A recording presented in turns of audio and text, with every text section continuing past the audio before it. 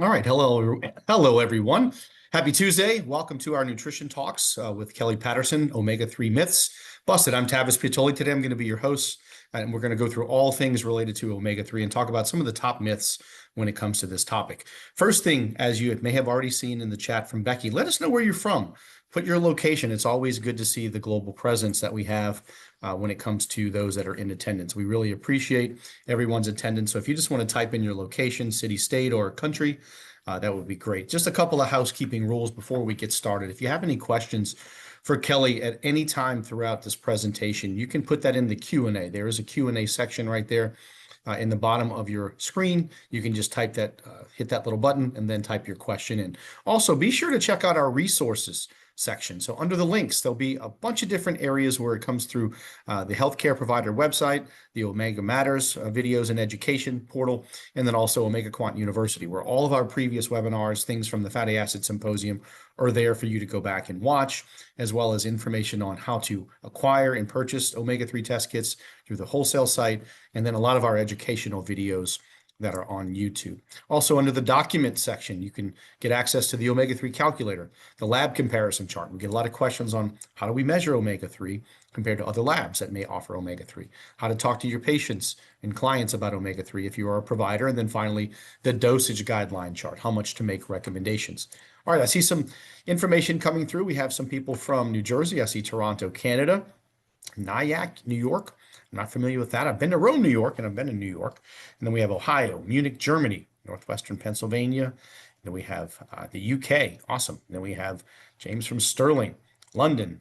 Awesome. All over the world. So thank you all so much. Sweden, Northern Iowa. So you can see two different parts of the world are being represented. All right, let's get started. Before we get started, also, we don't have a topic yet, but before, just mark your calendars. Tuesday, July 22nd will be our next Nutrition Talks webinar. We're still working on a potential topic for that. We have some ideas. We're just going to try to finalize that within the next week or two, and we'll get that information sent out. Also, if you're a healthcare provider or consumer, our summer special is going to be going into effect in July. So usually that's going to happen around the second week of July, but be on the lookout for an email where you get a nice little discount. It's called Christmas in July, where we're going to be offering some discounts to healthcare providers as well as the consumer. All right, let's dive into today's webinar. And our speaker today is Kelly Patterson. She's a sports dietitian. She's also our clinical nutrition educator at Omega Quant. She's a registered dietitian and certified specialist in sports dietetics, and she's based in Raleigh, North Carolina, and specializes in biomarkers and human performance and longevity. She spent most of her career working for the U.S. military, including 5 years as a tactical performance dietitian for Army Special Operations, and she's currently our clinical nutrition educator. She completed her bachelor's degree in dietetic internship from SUNY, Buffalo State College in Buffalo, New York, and her master's degree in human performance and sports nutrition at Logan University at Chesterfield, Missouri. Kelly, thank you so much, and I'm going to turn it over to you. Thank you, Tavis. All right, thank you everyone for coming. And we'll go ahead and get started. Today, our topic, as Tavis said, is omega-3 myths busted. There are lots of myths surrounding omega-3s, omega-3 supplementation, omega-3 testing, and we picked out 5 myths that we hear from practitioners, customers, patients, even researchers that we wanted to tackle just to clear up some misconceptions that are out there. So a quick overview here, we're going to talk about healthy diets and why they may not always contain enough omega-3. We're going to talk about omega-3s in blood thinning, cooking, and then cholesterol. And then finally, do we need to lower omega-6s to benefit from taking omega-3s? So we're going to go through all of these, talk about the evidence behind them, and kind of where we stand. We'll dive right in. We'll start with myth number 1, which is something I hear quite a bit as a dietitian, and I've heard from many practitioners and many patients. And the conversation usually goes something like this. If I'm speaking with a practitioner, I usually hear something along the lines of, I'm so surprised this patient eats a very healthy, nutritious diet. Why are their omega-3 levels so low? They'll take an omega-3 index test, and their omega-3 levels will be quite low. and they're really shocked because they eat, an overall pretty nutritious and healthy diet.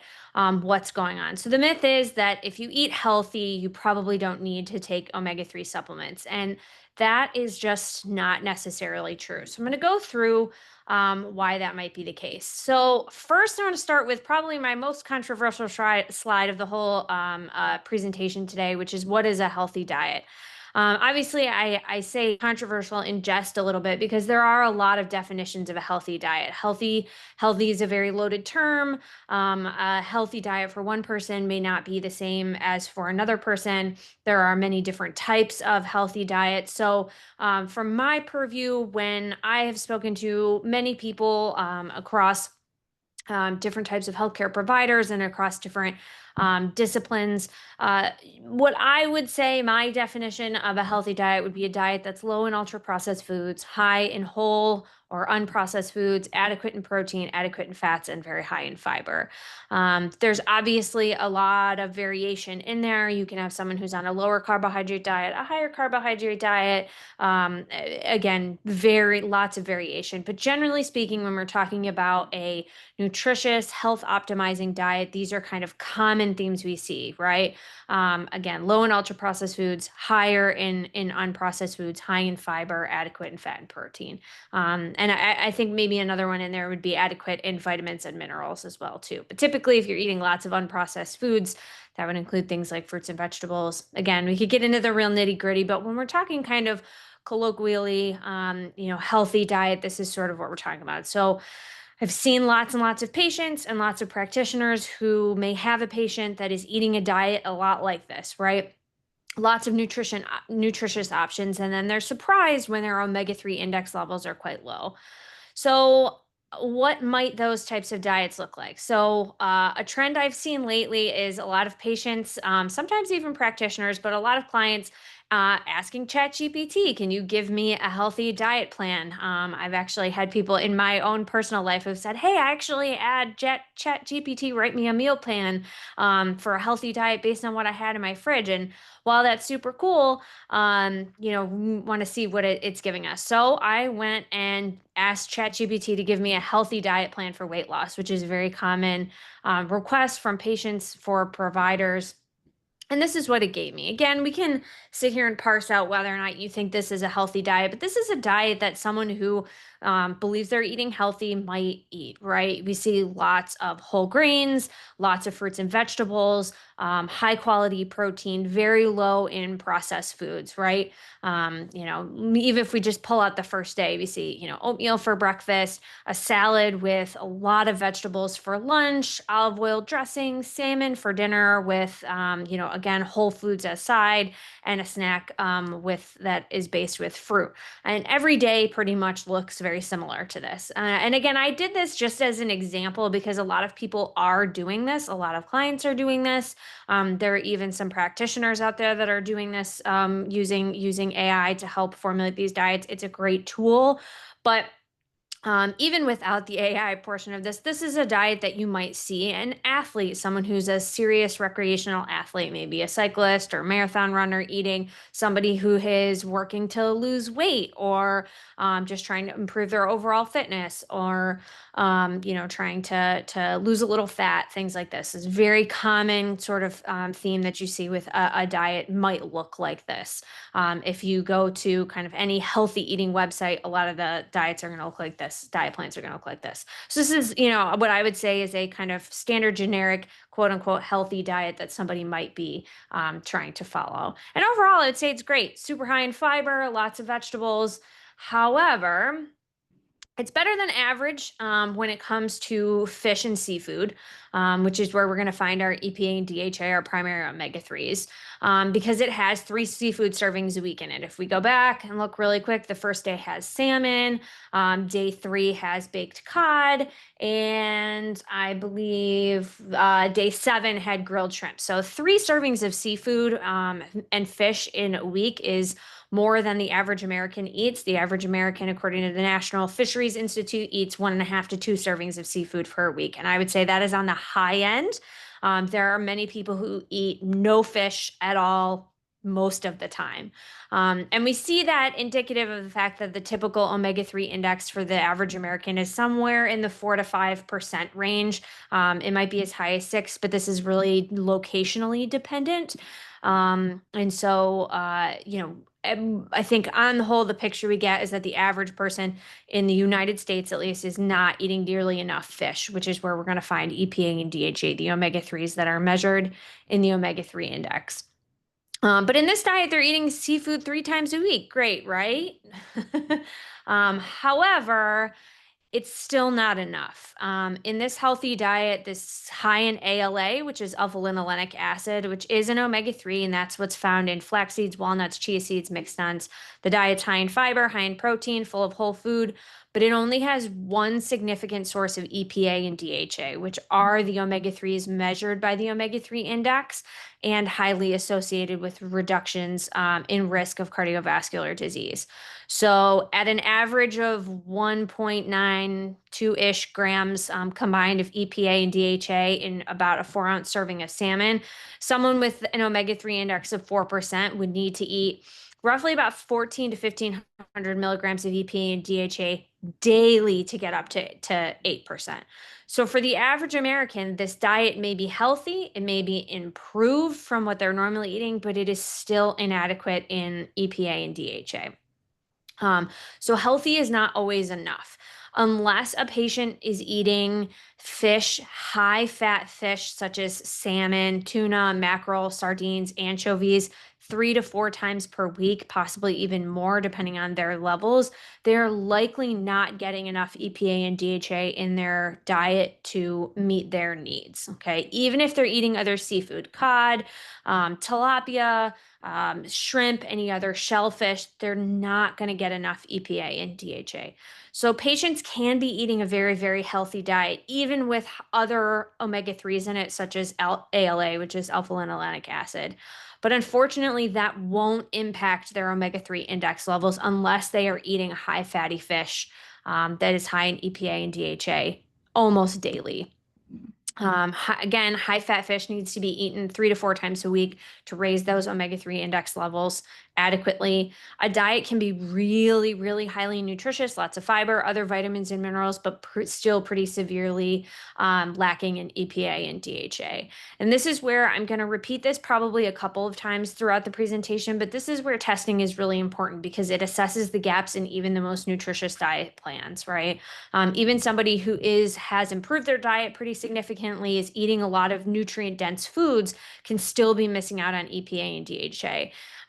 EPA and DHA being found in high-fat fish means that depending on the location where somebody lives, grocery availability, they just may not have access. Some people have food allergies. Other people just don't like fish and don't eat it a lot. So can you be eating a very healthy diet, but just not getting enough omega-3s? And this is especially important for those who are very highly active. I mentioned like kind of serious recreational athletes, call them the kind of serious amateur athletes. I've seen this quite a bit with people that are like cyclists and marathon runners who eat very nutritious diets. They eat lots of fiber, tons of fruits and vegetables, lots of whole grains.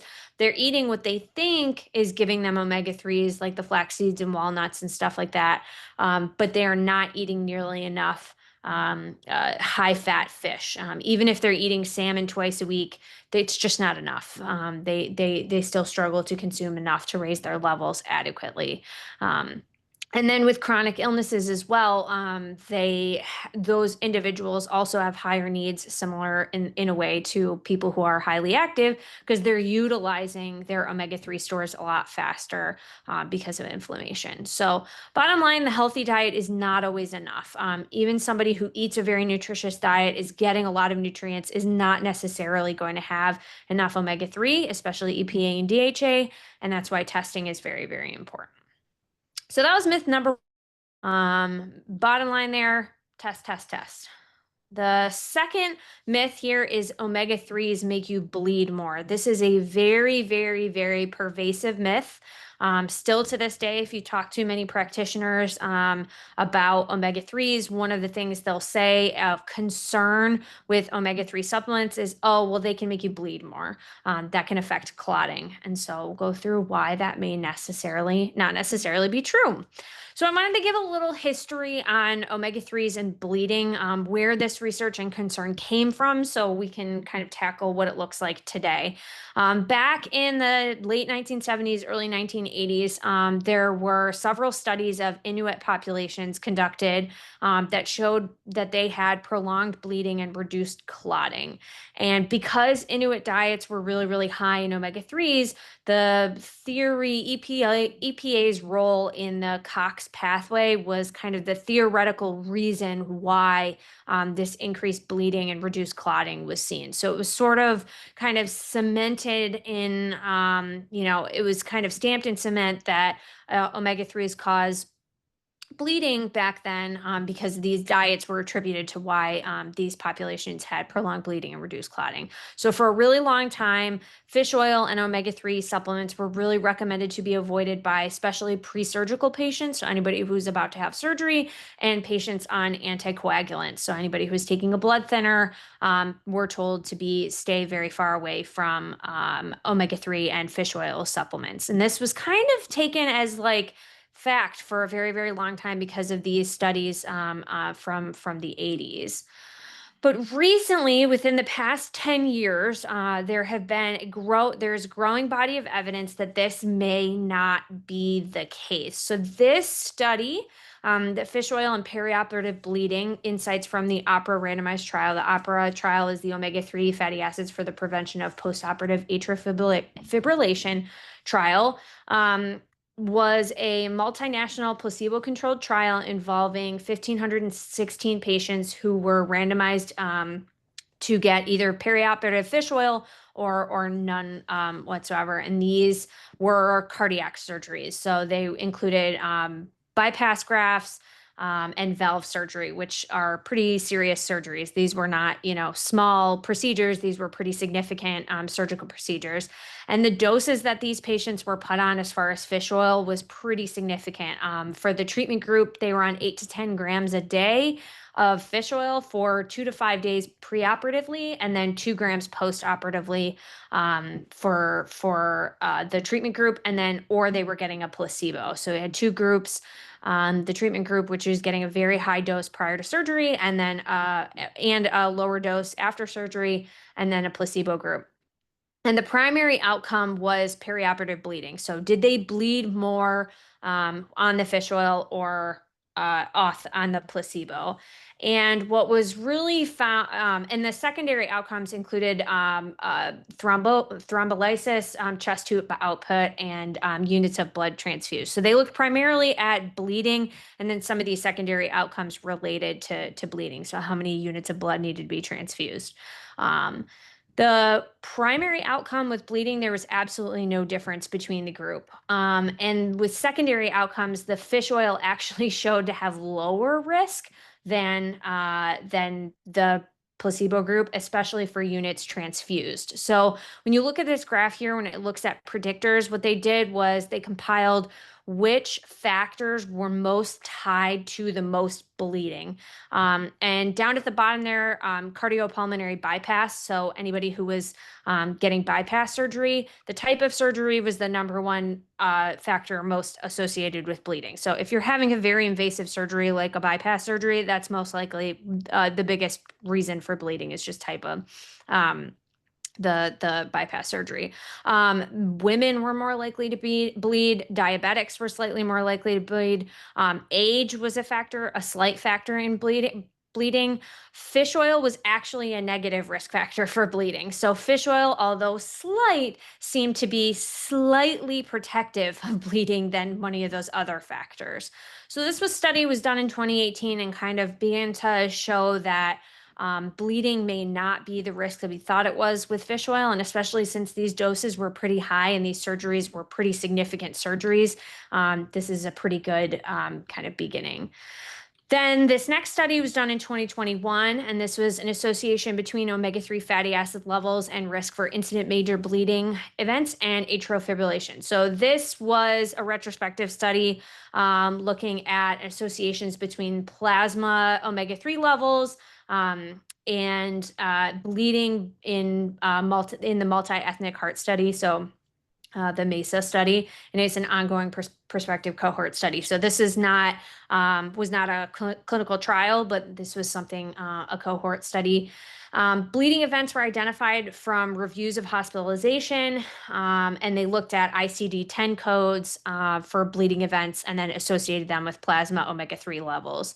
For incident bleeding, it was consistent, statistically significant association with lower rates of bleeding were seen with increasing levels of EPA and DHA, and EPA alone. So for patients with higher levels of EPA and then combined EPA and DHA, there was actually lower rates of bleeding than were seen in patients with lower levels of those two. And those include unadjusted and adjusted models for medications that modulate bleeding risk. So aspirin, NSAIDs, corticosteroids. So they both took into account those and then also did the analysis without them as well too. And regardless of what medications you were on, lower or increased levels of EPA and DHA were associated with lower risk of bleeding. So we have now had, I'll go through one more. This last study, this was a very recent study done in 2024, bleeding risk in patients receiving omega-3 fatty acids, a systematic review and meta-analysis of randomized controlled trials. So this is a meta-analysis of a bunch of large studies. This looked at a total of 120,000, little over 120,000 patients from 11 RCTs. And overall bleeding events were hemorrhagic stroke, an intracranial hemorrhage, and overall bleeding events. So just any bleeding event that was reported in those ICD-10 codes. And again, no increased risk of bleeding for omega-3 groups were seen in these clinical trials.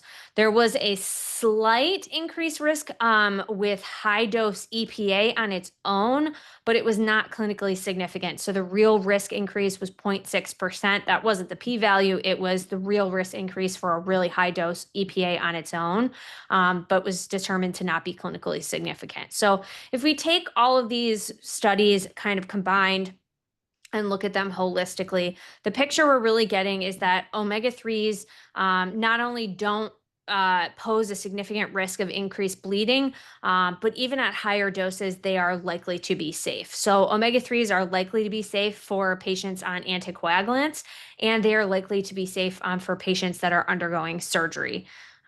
So just as to go through that again, it is likely that patients who are about to have surgery and who are on anticoagulants may actually even benefit from omega-3s, and that the concern over omega-3s and bleeding is probably at this point unfounded. All right. So our third myth here is that cooking reduces omega-3 content.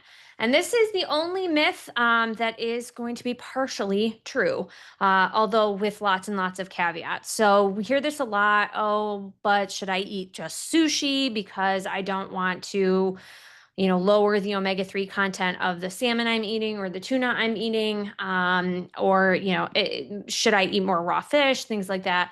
This is kind of coincidentally a reason a lot of people will gravitate towards things like flaxseed and walnuts, even though those contain ALA, which does not significantly raise EPA and DHA levels, because they think them being uncooked increases their potency. And again, this is our only myth that has some truth to it, but not entirely true, depending on what factor. So the bottom line here is that it really depends on how they're cooked and what they're cooked with. So there was a really good study done in 2023 looking at the effects of culinary treatments on lipid nutritional quality of fish and shellfish. And what they did was they looked at how the EPA and DHA levels changed when seafood was cooked, prepared in different ways. They both did. On the next slide, I have in the different cooking oils they did. But then this one they had looking at the difference in cooking methods. So they grilled, broiled, microwaved, oven cooked, fried, steamed, deep fried. So when they say fried, they mean pan fried. And then deep fried is deep fried in a big vat of oil. Smoked, braised, poached, broiled, curried, gravied, which is cooking it in a gravy, and then roasted as well too. So looking at where the raw fish was versus you can see the different cooking methods, by far deep frying and braising are the worst methods for cooking because they do yield loss of EPA and DHA. So higher heat and longer cooking equals more EPA and DHA loss. So this myth is partially true that with certain cooking methods, you are going to see significant EPA and DHA loss.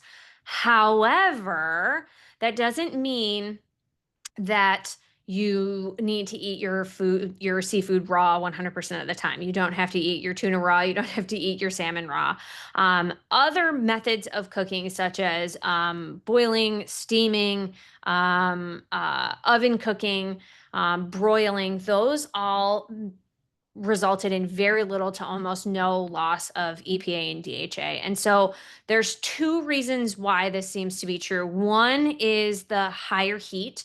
So higher heat and for a longer time, especially with something like frying, pan frying, um, leads to the degradation of those fatty acids, but also because of the exchange of fatty acids between food and the cooking oil. So you can imagine when something is deep fried and it's submerged in a vat of cooking oil, that the fatty acid exchange that would occur, the salmon, let's just use salmon for example. I don't know who's deep frying salmon, but if you were to, maybe tuna, if you were to, then the loss there, the salmon is losing EPA and DHA to the cooking oil and bringing on board some of its fatty acids from the cooking oil. So the resulting loss of EPA and DHA is because of that exchange between the food and the cooking oil.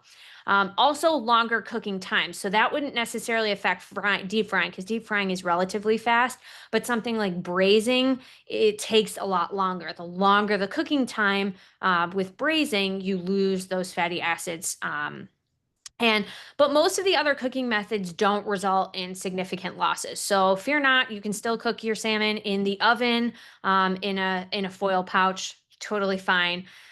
Just be careful with frying and deep frying. So pan searing is probably going to be the one that is most common that people will do with fish that will yield the losses the most. And also the oil type matters. So this is an analysis from that same study looking at the different types of oil, cooking oils that can be used. So they did, I believe this was from pan frying, cooking the fish they had raw, and then they went through sunflower, olive, corn, margarine, soybean, rapeseed oil, canola oil, and then that last one is vegetable oil. And the losses were most significant with margarine, interestingly. Or the last one was hydrogenated vegetable oil. The greatest reductions of EPA and DHA were pretty significant with margarine, but if you cooked in like sunflower oil, the losses weren't too significant. Palm oil, not too bad, but some of the other ones more significantly. So it is very dependent on the type of oil you choose. Margarine would be the worst option. Olive oil is kind of in the middle there. It's not the best, it's not the worst. But again, so lower heat, less oil. And I didn't have a slide on this, but I did do a little bit of reading because this study did not contain air frying as a method for cooking. It did not have air frying. So I looked into that a little bit, and it doesn't look like too many studies have been done on air frying specifically. But if we kind of use this research as kind of context, think about what air frying is. Air frying, the time during air frying isn't going to be as long. So if you compare that to something like braising, braising takes a lot longer than air frying. Air frying also uses little to no oil. You might just spray the inside of the air fryer with oil, or maybe just a little bit on the outside of your piece of fish. And so in the heat isn't super high, like you might see in a deep frying where that oil is really, really hot. It's not going to be quite like that. So based on that, I would say air frying your fish is probably a good to go. You're not going to experience gigantic losses of your EPA and DHA. You might have a little bit, but it shouldn't be nearly as bad as like a pan frying or deep frying. Again, because you're not using a super long period of time, you're not using a lot of oil, and the temperatures aren't crazy hot. I think for depending on the type, it's usually under 400 degrees when you're using the air fryer for fish, probably depending on the type of fish. But so there haven't been too many studies done on air frying, but I know air frying is really, really popular. I like to air fry fish as well. And so I was kind of curious about that. But I didn't put a slide in here because, again, we just don't have too much research. But I think based on kind of the context of this study and other research that's been done on other cooking methods, we can kind of surmise that air frying is probably not too bad in terms of EPA and DHA loss. All right. Myth number 4 is that omega-3s will lower my LDL cholesterol, or I would say lower my cholesterol generally.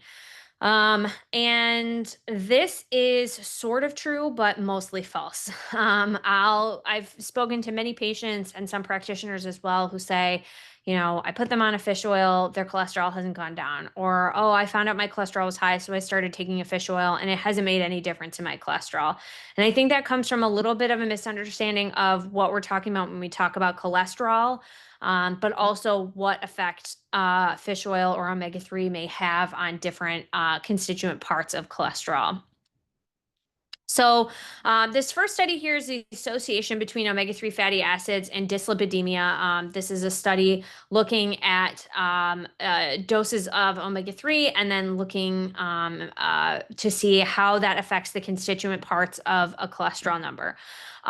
It's important to know when we're talking about cholesterol, there are different parts of cholesterol, right? When someone gets their total cholesterol, that is a breakdown of LDL cholesterol plus HDL cholesterol, plus I believe it's 20% of your triglycerides equals the total cholesterol number. So when we say lowers your cholesterol, there are different constituent parts, and those aren't the only cholesterol numbers that matter. The more research comes out, we see more about things like VLDL, ApoB, like there's all different types of factors, all different constituent parts. And when we talk about cholesterol, so I think it's really important to just understand that when we say lowering cholesterol, what part? Are we just talking about total cholesterol? For the most part, when we talk about total cholesterol, what the thing we're most concerned about is LDL. That is, some may have heard of it called bad cholesterol. That's a gross oversimplification. But it is, of the constituent parts of total cholesterol, the most atherogenic. So the thing that is most likely to cause or be in relation to the cause of heart disease, of atherosclerosis. So this particular study was in a meta-analysis of 90 randomized controlled trials, and it was an association between omega-3 dosage and blood lipids, and the linear dose response seen for triglycerides and non-HDL cholesterol. So you can see here on the top left, this is change in triglycerides, and then on the bottom is DHA dose grams per day. The solid line is the marginal average dose response, and then the dotted lines are the confidence interval. So you can see for that solid line, when it comes to triglycerides, EPA and DHA are remarkably effective at lowering triglycerides. So when a patient says, I'm taking omega-3s to lower my cholesterol, if that was prescribed by a physician or recommended to them to lower their cholesterol, it's most likely recommended because they had high triglycerides. If you have a patient that has high triglycerides, omega-3s, EPA and DHA are really, really effective in lowering triglycerides. This is a known response. This is a known treatment and is generally very well accepted treatment to lower triglycerides. Omega-3s are very, very good at lowering triglycerides. When we look at the other constituent parts of cholesterol, if we look at HDL, which is often referred to as like the good cholesterol, again, that's an oversimplification, but for our purposes right now, we'll kind of roll with that. But if you look at HDL on the bottom left, the solid line, you see a slight increase in HDL when you start taking an EPA and DHA supplement, but overall, there's no change. And the confidence interval is really, really wide there. So we're really not seeing any significant changes in HDL. The same thing is true with LDL. So up in the top right, again, slight bump, but for the most part, that confidence interval is pretty wide. So we're not seeing big changes in HDL or LDL. And then in HDL, non-HDL-C, you can see a lowering, a pretty significant lowering in non-HDL as well too. So significant effects on triglycerides and non-HDL-C. But on LDL cholesterol, which is probably the one most people are concerned about the most, there's really no significant effect. This is a study effect of omega-3 fatty acids on serum markers of cardiovascular disease, a systematic review. This was a review of 21 trials evaluating fish oil consumption and serum cardiovascular disease risk factors, primary cholesterol, triglycerides. This is a real big scatter plot here looking at the studies and then their effects on triglycerides, HDL, LDL, and total cholesterol. Again, those are the most simple kind of basic measures of cholesterol. There are more that can be broken down, but these are the ones most are familiar with. And really, there was no effect of fish oil on total cholesterol, but significant reduction in triglycerides. So this study is from 2006. This has been known for a while that omega-3s, fish oil, do decrease triglycerides pretty significantly. And they may yield a slight increase in LDL levels with an average of an increase of 6 milligrams per deciliter across trials. But that's a pretty slow, or it's a pretty low increase, but it could be possible that they increase LDLs, but that's usually at a pretty high dose. The effect on triglycerides, lowering triglycerides, is quite a bit more significant. And kind of countering that increase in LDL, because a lot of people will see that and say, well, I have high LDL. Do I not want to take a fish oil?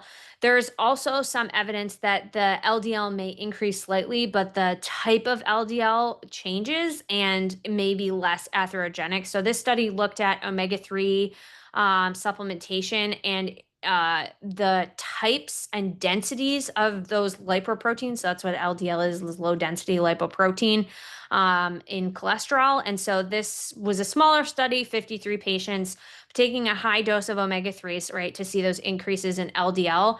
The LDL levels increased very slightly, but the LDL particle size increased as well, which is good. So when we think of something that is low density, that means it's they're low density, so they're a little puffier, but they increased in or decreased in density, and becoming less dense means that they were less atherogenic. So the larger particle size means they were less likely to cause those plaques that people are concerned about. So again, highly effective in triglyceride management, no significant effect on HDL, slight possibility of increasing LDL, but it does seem that LDL particles increase in size and decrease in density, meaning they're less atherogenic. Again, omega-3 supplements do not lower total or LDL cholesterol. They lower triglycerides and contribute to small increases in LDL. So if you have a patient or if you are a patient and you find out that you have high cholesterol, it's really important to find out which part of your cholesterol is high and what parts, what the treatment plan is trying to attack. If you've been put on an omega-3 for reducing cholesterol, it's likely that you had hypertriglyceridemia, which means your triglycerides are really, really high. That's also the constituent part of cholesterol that is most highly related to dietary intake. Hypertriglyceridemia is highly related to things like high intakes of sugars and simple carbohydrates. So there's a lot more dietary effect on triglycerides. LDL can have a lot more genetic effect. There's a lot of other impact there as well too. So not that it's not dietary related, but there can be a lot of other impacts as well too. So it's important to just remember that. And it's if you've got high cholesterol or you have a patient with high cholesterol, it's important to know which part of their cholesterol we're attacking. And generally speaking, if you have someone with high LDL cholesterol, it is safe for them to take an omega-3 supplement, as long as they don't have any other contraindications, which are very few and far between. So, all right. And on to our last myth, probably the one that I see patients and practitioners get a little bit tripped up on quite a bit. And this myth is that you need to lower your omega-6 intakes to get the benefits of omega-3s. Oftentimes, when I talk with practitioners or customers or patients, they'll say things like, I cut out, all of the sweets, I cut out chicken and reduced my meat intake, and it didn't really do anything. My omega-3s are still low. And they'll say that having not increase their omega-3s or not taking any omega-3 supplements, and they kind of don't understand what's going on. They say, I'm trying to lower my omega-6 intakes, or I want to lower my omega-6 intakes to get the benefits of omega-3s. And we're going to see why that may not necessarily be true. So where does this myth come from? The myth is that having a high blood omega-6 level makes it harder to raise your omega-3 index. And a lot of people believe, unfortunately, that in order to get the benefits of taking an omega-3 supplement, so if you're taking an omega-3 supplement, that you need to then also cut out any omega-3s in your diet. And the reason they believe that is because in the polyunsaturated fatty acid pathway, there are enzymes that are used by both omega-3s and omega-6s to become other fatty acids during their metabolic pathway, right? A high omega-6 intake or blood levels or having high omega-6 blood levels may possibly decrease the efficiency of those pathways, particularly the omega-3 ones. So what a lot of folks they stop there and they take that to mean, okay, if I've got high blood omega-6 levels, then that means it's blocking my omega-3 levels, and therefore I need to cut back my omega-6s. The other half of the story is that pathway, those enzymes, are already very, very inefficient at converting ALA to EPA and DHA. So one way for us to get EPA and DHA is to convert ALA, which is, I mentioned earlier, found in a lot of those plant foods, flaxseed, walnuts, things like that.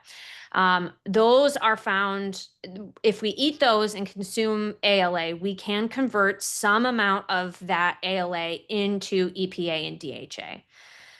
The caveat there, though, is that the amounts that are converted are very, very small, and that pathway is really, really inefficient.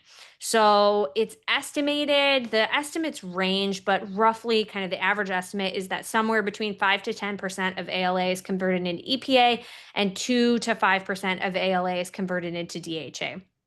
So it's very, very, very small amounts of the ALA we consume is converted into EPA and DHA. And because those pathways utilize the same enzymes that omega-6 fatty acids can use in their metabolic pathways, a lot of people assume, okay, well, then I need to cut back my omega-6s to produce more of these omega-3s. The problem is, even if you do that, that enzymatic pathway, that metabolic pathway is so inefficient that you still won't have adequate amounts of EPA and DHA. The most efficient way to increase your EPA and DHA is to just consume EPA and DHA in fish and seafood or in an omega-3 supplement. Okay.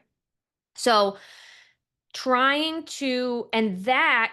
EPA and DHA whole from fish and seafood, preformed EPA and DHA completely bypasses that enzymatic pathway. So even if the omega-6 levels are high, if you're eating EPA and DHA or taking a supplement with EPA and DHA, you completely bypass that enzymatic pathway, and your fatty acid, your omega-6 levels are completely irrelevant. They don't matter at all because you're not experiencing that rate limiting step with those enzymes. So this is a little bit of a kind of a reimagined way to look at the polyunsaturated fatty acid pathways that highlight that enzyme competition. But again, this is most important for converting alpha-linolenic acid to the EPA and DHA. But if you consume EPA and DHA, which are preformed in fish and seafood, that enzyme competition does not matter because you bypass this entirely. Okay. So when we say that omega-6s, it's really not that important, to worry about those omega-6 levels compared to your omega-3 intakes. That's wise because yes, that competition does exist, but it's only significant if you're not consuming preformed EPA and DHA, which are found only in fish, seafood, and omega-3 supplements.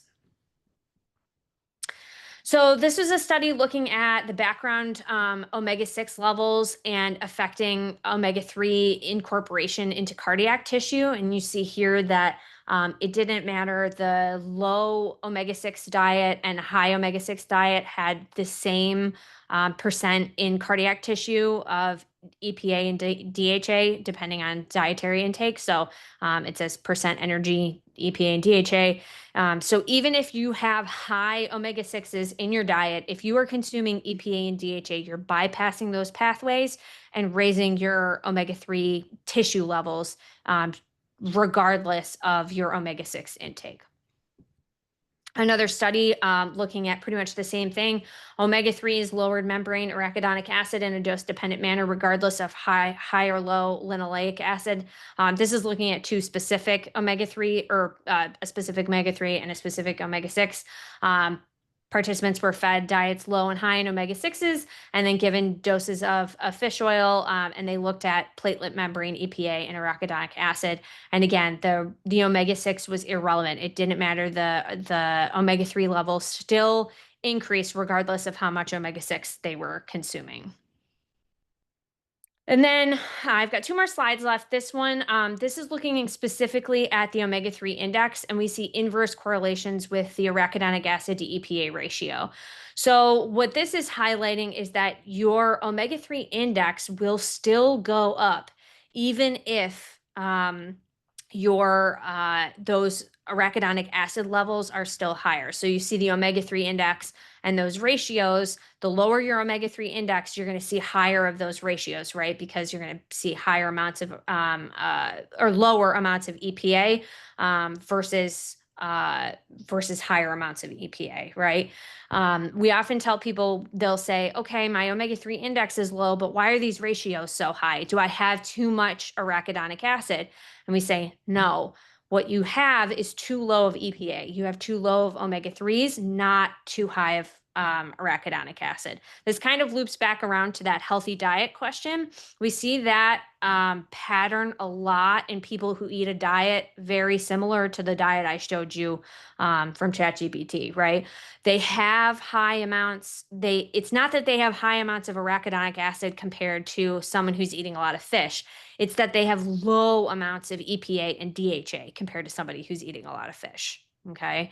So even someone who is eating a healthy diet can still have these altered ratios and low omega-3 indexes because they're not consuming enough EPA and DHA. And finally, this was a study looking at the cardiovascular health study, looking at associated CVD or cardiovascular disease risk. And what it found is that the highest or the lowest mortality risk was associated with people who had the highest levels of omega-3 and omega-6s. So I think a lot of the times, unfortunately, omega-6s have been associated with unhealthy foods.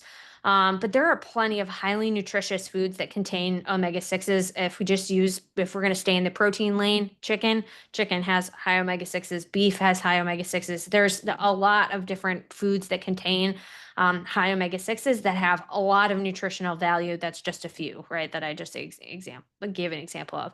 Most people's issue is that they don't have enough omega-3s, not that they have too many omega-6s. Now, some people who are eating, you know, highly processed foods, what we might, deem an unhealthy diet, they've got more than one problem. Their problem isn't just omega-6s, or probably isn't even omega-6s. It's the fact that they're eating low nutrient dense foods, probably not getting enough fiber, probably not getting enough of a bunch of other nutrients as well too. So it really is the omega-3s for most individuals. People who are eating a lot of those nuts, seeds, some of those oils, other protein sources, those people who are eating healthy diets like the one I showed you first, and can take a fish oil and or increased fatty fish in their diet at least 3 to 4 times a week, those are the people that are going to get the most protection, not people who have the lowest levels of both of those, that had the highest mortality risk.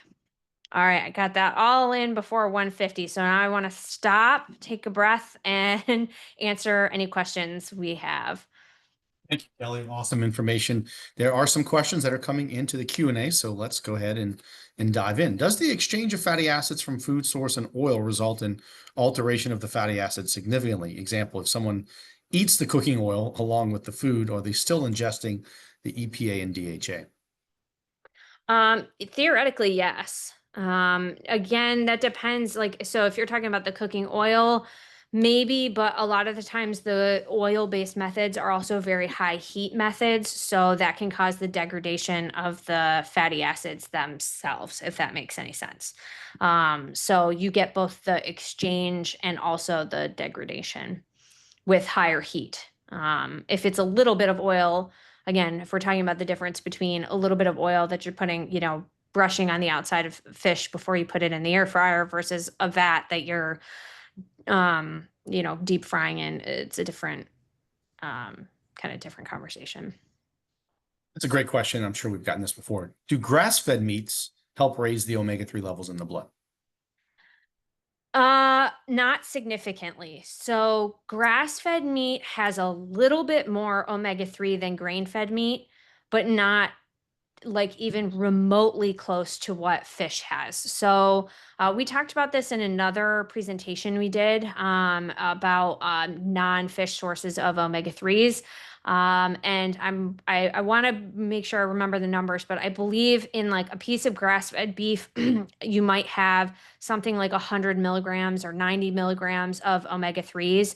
Whereas in one piece of salmon, you'll have close to 1,500 milligrams, right?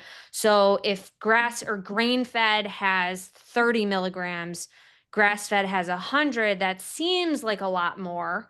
But a piece of fish has 1,500. And if you consider that the average person is probably going to need somewhere between 1,000 and 2,000 milligrams a day, grass fed beef cannot be considered a significant source of omega 3s. So it has more than grain fed, but not nearly as much as seafood. And the omega 3s that are found in grass fed beef are primarily ALA, alpha linolenic acid. So again, you're entering that pathway of competition with all the omega-6s that are in beef as well too. So not a great way to raise your omega-3 levels. Have you run across any studies on those having familial hypercholesterolemia and the effects on their LDL levels with omega-3 supplementation? So familial, not specifically, but familial hypercholesterolemia, I mean, that's genetic. It's a hereditary condition. So LDL levels the omega-3 supplements are just not going to affect those LDL levels in any significant way. And those have to be managed in different, with different methods. So I see a couple of questions. I know we didn't talk about this, and if you want to answer, that's up to you. I know we have some great resources on this. A lot of questions coming in about AFib. A Yeah. recent review of omega-3 supplements shows some effects of increasing. And then another question, can you comment on the AFib risk on this or et cetera? Yeah, we had a nutrition talks on this a couple months ago. I believe our founder, Dr. Bill Harris, did a full presentation on AFib and omega-3 risk. So, omega-3s and AFib risk. So the picture on AFib and omega-3s is a little murky. I won't get into it too much. But it appears that potentially some people have increased risk of AFib with omega-3s, but not all. And it really is a picture of their total risk generally. People who are at higher risk of AFib have higher risk. I know it sounds repetitive, but yeah, so it's a little bit of a complicated picture. Do you want to comment on that at all, Tavis? Yeah, all I'm going to say is we're going to send out what I'm going to do. I will find that link for that previous webinar.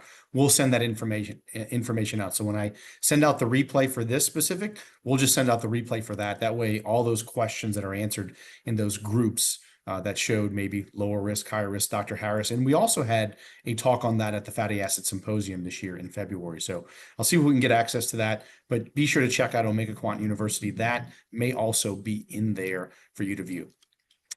Let's see. What temperature is considered high temperature when cooking the fish and degrading the omega-3s? It's a great question. Good. Yeah, that's a really good question.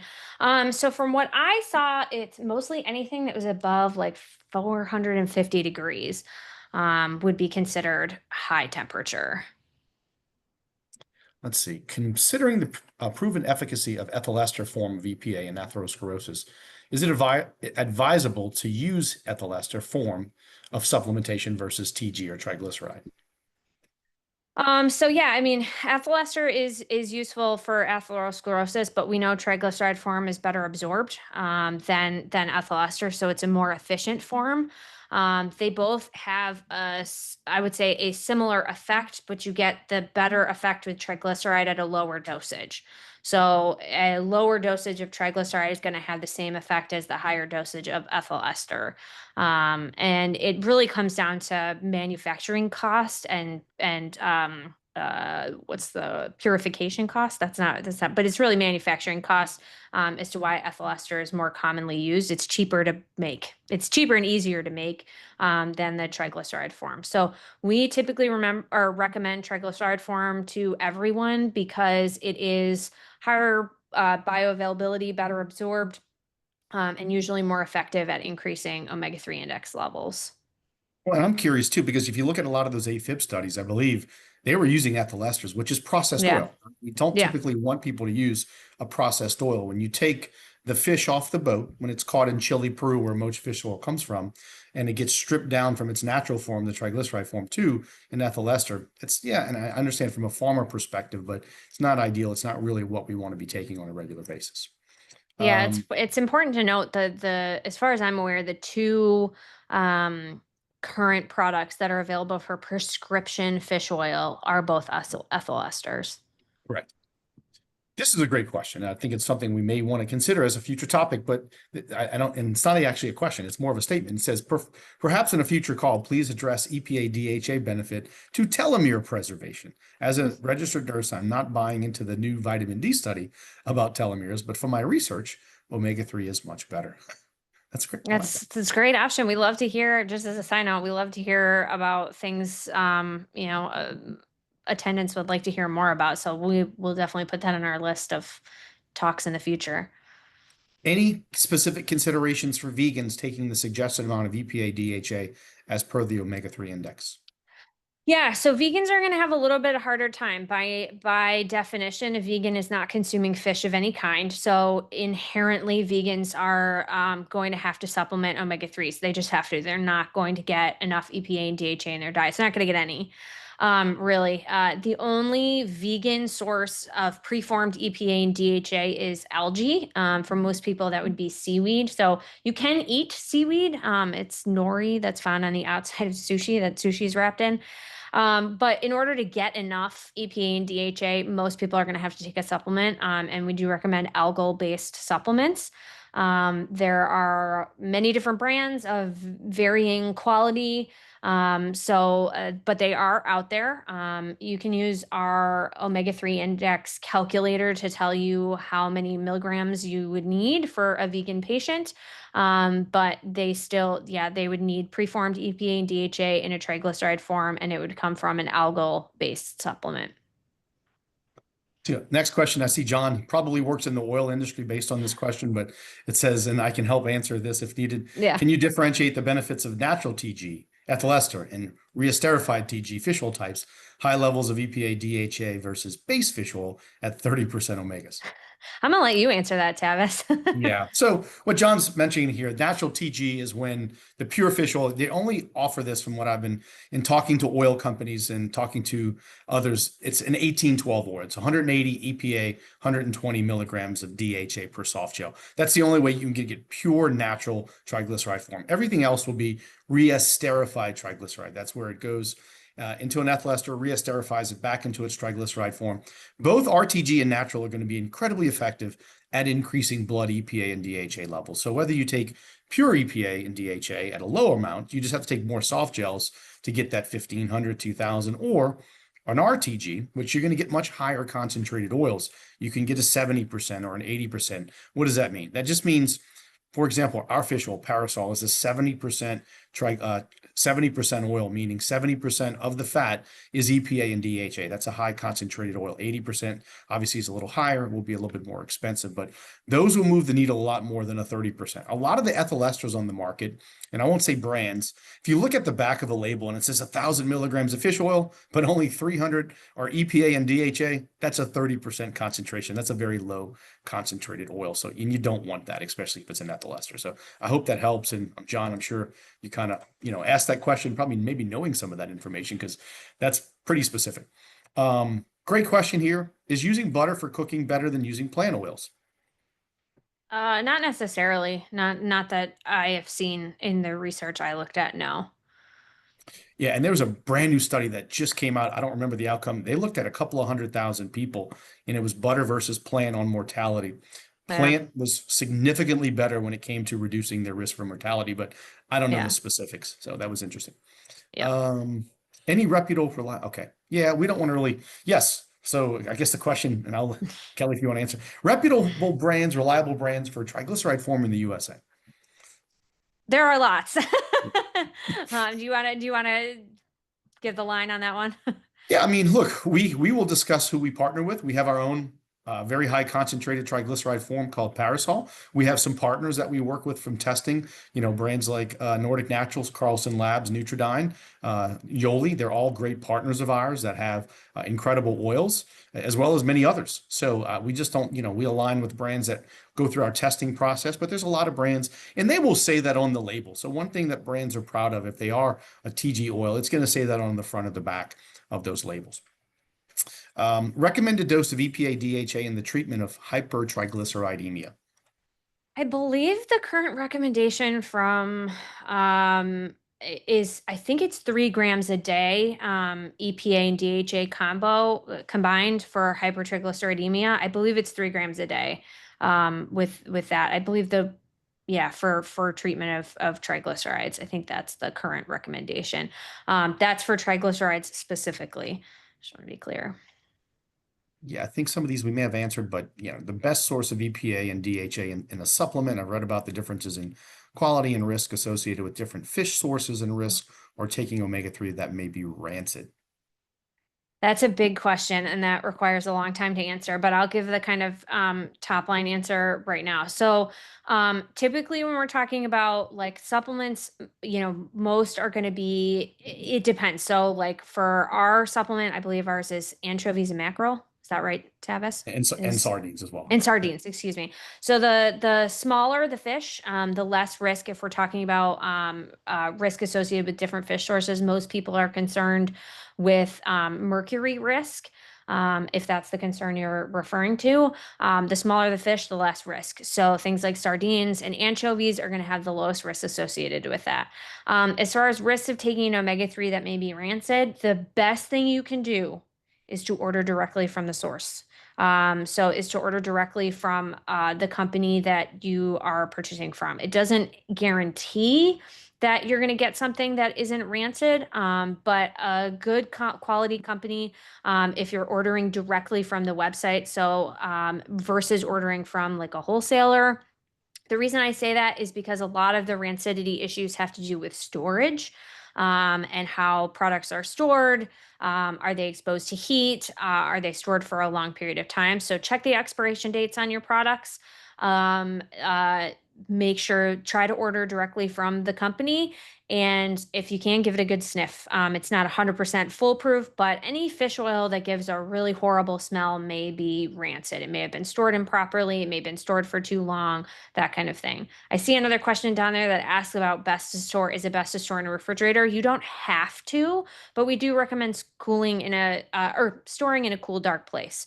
So if the best cool, dark place you can find in your house is a refrigerator, that's great, but you don't have to store in a refrigerator either. You can store it in a cabinet, just out of direct sunlight. A lot of people put their fish oil like on the kitchen counter or in the bathroom.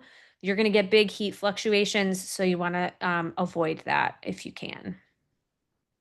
So Mashin, just a couple more questions before we close out. Ethyl ester versus re-esterified form. I guess they're meaning in supplement, always re-esterified when it comes to Yeah. absorption. Yep. Yeah, I don't really know, and I don't know if you want to comment on this, Kelly, in regards to brands. And then I'm not going to comment on brands. yeah, And that's, if you want to have a private conversation, we could talk about that. But best to store in the refrigerator. like I Yeah. said, she says she's in Florida. I can see that. Yeah, I mean, if you live somewhere hot and you don't have a good place in your house where you're sure that it's not going to experience pretty good temperature fluctuations, stick it in the fridge. It's not going to hurt it. And if that, but you don't have to. But yeah, it's not going to be harmful. Is rancid omega-3 really so harmful? Yeah, because it's the degradation of the fats itself. It also can make you sick. So on both of those ends, yes, rancid omega-3s, no good. Before I ask this next question, I do want to say our new oil that comes in this week for Parasol, every bottle will have a fresh peppermint smell. We were able to add an insert inside of that. It's a natural, all natural insert that gives it a fresh peppermint. So when you open, if you do use Parasol, and you will in the future, all of the new bottles, it's not only tested for sport and certified for sport, which means our batch is tested for prohibited substances. We use it with about 15 colleges and professional teams in the U.S. Olympics, but also it's going to have this nice, unique, fresh peppermint smell that we've gotten incredible feedback at conferences to where when people open it up and smell it, go, wow, this is not what they expected. And it's been incredibly impressive. All right, last Yeah, question. the smell I was referring to was a bad fishy smell. Yeah. If you open up your fish oil and it knocks your hair back a little bit because it smells so bad, that's gone rancid. That has gone rancid. What are some good vegan sources of omega-3? Again, for EPA and DHA, your option is algae. Seaweed is a type of algae. That is your source of EPA and DHA. Unfortunately, all of those other options like flaxseed, walnuts, chia seeds, things like that, they have ALA and you should eat them. They have lots of fiber, magnesium, all sorts of other good nutritious things in them, but they're not going to provide the EPA and DHA that you need. So algal products are going to be the answer. Awesome. Kelly, thank you. I saw a question come through about do we ship Parasol to Canada? We do not. We cannot. And right now, James, I see your question. We've talked about that, about available in Europe, because as you guys know, we do have a lab in Scotland with the University of Stirling. Right now, shipping to the UK is not an option just because of customs, but also shipping to Canada. We cannot ship the fish oil to Canada just yet. But we'll discuss that. We hope to expand our operations.